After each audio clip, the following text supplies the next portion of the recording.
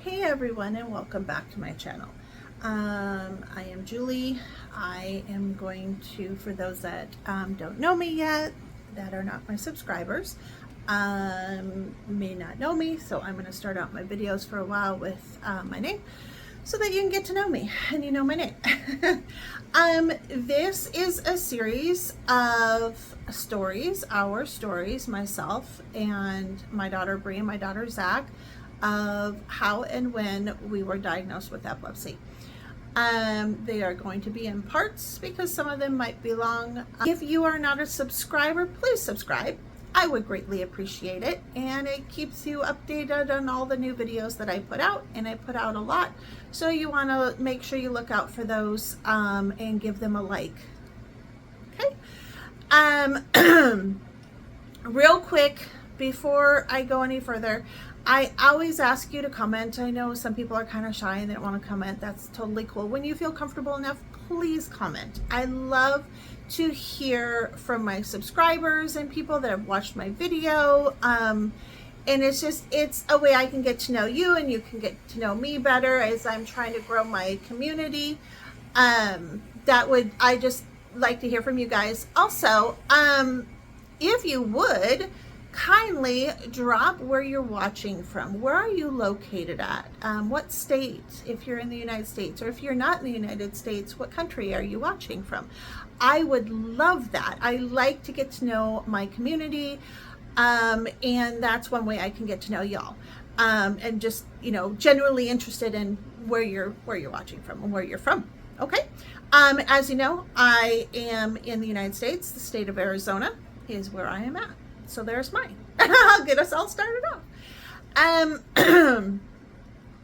Okay, so when I was diagnosed, it wasn't until later, but the first signs of it was when I was about 5. I was in kindergarten.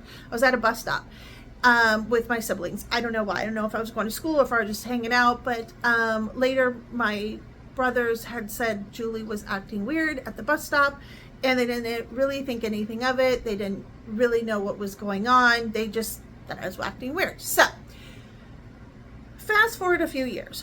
It's Christmas, or it's before Christmas, a few days before Christmas. We are traveling to Minnesota. St. Cloud, Minnesota is where I'm originally from, to spend Christmas with my family, my grandparents in particular, and then our extended, my uncles and my cousins. We're going to spend Christmas with them. So we are driving. Excuse me, we are driving, all of us. I have 4 siblings, so it's all 5 kids, my parents, and then I think our dog came with. I'm not sure. We had a little black poodle named Peppy. She didn't like me very much. Well, it's because my siblings wanted to turn her against me. They would deliberately do things to get, I don't know why. Don't know. Boys love to pick on their sisters. They picked on me and my sister all the time. I have 3 brothers and a sister, and the boys picked on us all the time. So another story for another day. Anyway, so we're traveling, and we are stopping for the night in what we think is Billings, Montana. Me and my dad discussed this not long ago, and that's where we think we were. It was a motel, hotel. I can never tell the two apart. It's a building. You know how you enter from the outside, you enter your room from the outside? We entered our room from the inside of the building. So there were all the way around, or at least on 3 sides of the buildings were all the rooms. And I think it was 3 floors.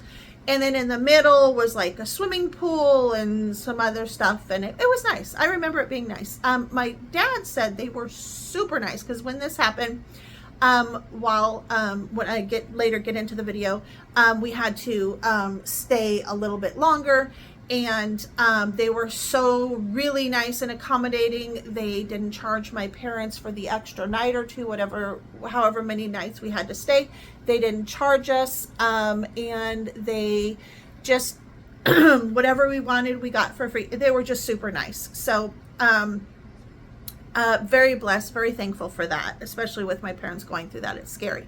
Okay, so Fast forward to next morning, me and my siblings, a couple of my siblings, I know my oldest brother, wanted to go swimming. My parents said sure. They were still getting ready, getting packed up, ready to leave to make the rest of the trip that day to Minnesota. So we swam, and my siblings decided to get out of the pool and go get something out of the vending machine. And I was the only one in the pool. Well, while they were gone, I had a seizure in the pool. Now, I had not been seen having a seizure before this, although I was having them. We didn't know that. But I had a seizure in the pool, and I drowned, basically. Almost drowned. I didn't die. My siblings came back and saw me. I remember the seizure. My siblings came back and saw me, pulled me out, and my oldest brother was an Eagle Scout, or was in the process of being an Eagle Scout, and we don't know if he perform CPR on me. I haven't asked my brother. I don't know if I will. And anyway, subsequently, I was taken to the hospital by ambulance. I stayed in the hospital a couple days.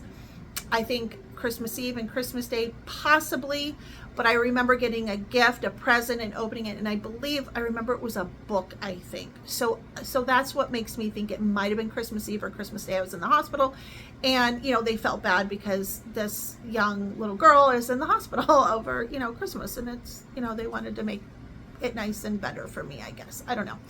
That's where I was diagnosed. I went through a bunch of tests and everything, and the neurologist in that hospital diagnosed me with epilepsy and was put on medications. Of course, when we got back home, we found a doctor. His name was Dr. Shimshock, and he was my neurologist for the rest of my childhood, for as long as I, was high school. And we moved away from there when I was 17, just a few months before I turned 18. So I guess my parents always took into consideration me whenever they made decisions like that, because they really liked the neurologist, and we all were very happy with him and never wanted to disrupt that.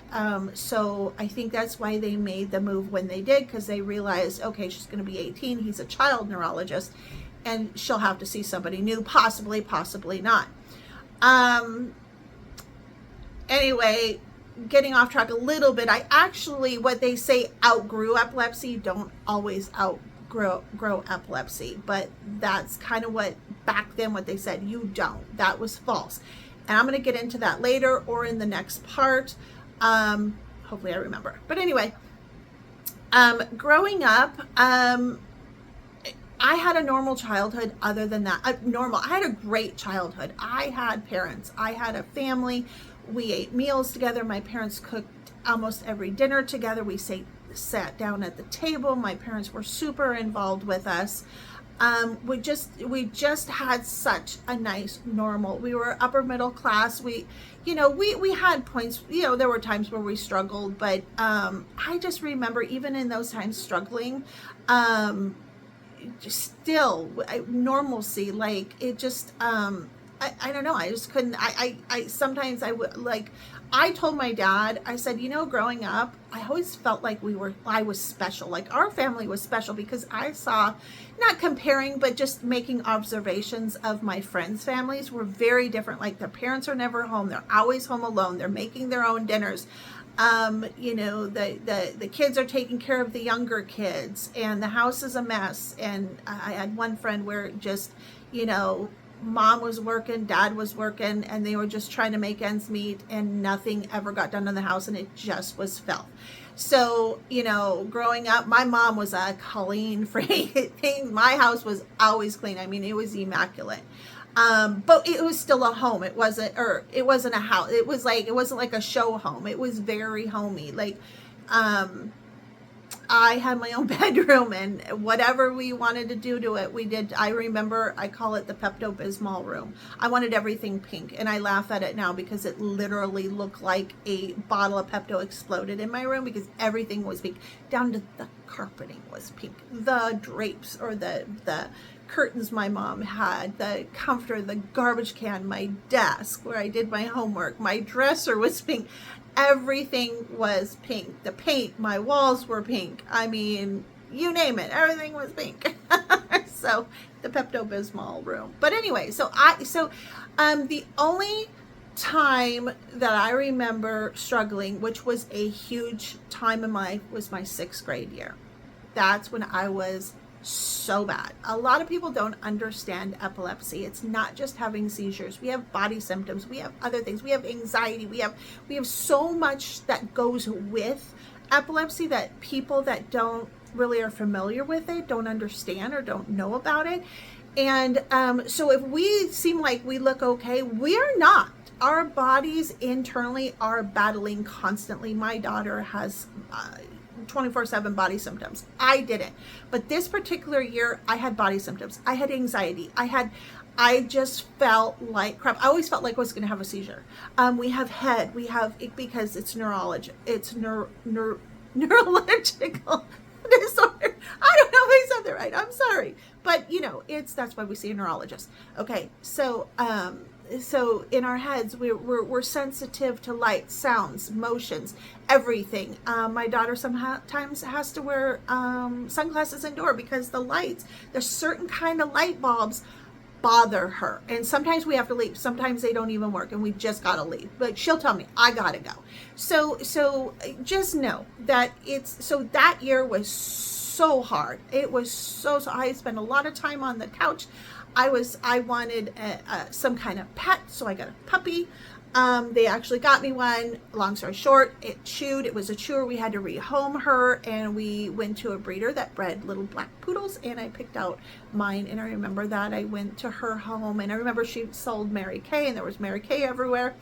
And there was this little black poodle I was trying to get out from underneath the chair, and I finally got him out, and we brought him home. That was the one I chose. So we named him Shotzi. I don't know where that name came from. He passed away after my daughter was born. She was a baby, and so he lived a really good life. But it was things like that my parents did. My parents, if I didn't say so already, they were at everything. They were every recital, every game, every parent teacher conference. If both couldn't be one, there at least one of them were. They just were those kind of parents. We were loved, but we also had boundaries and discipline as well. My parents were very well balanced at that. My parents knew that when I came home, that's my sanctuary. That's where I'm safe. I can be myself. And so, I couldn't have asked for a better siblings, better parents, better childhood. It was just, I feel very blessed and very lucky. So I'm going to end that there. This will be it. That's pretty much my story. Again, I want to thank you for being a part of my community. Please, again, subscribe if you're not. Like my videos, comment if you would, please. And until next time, take care and God bless.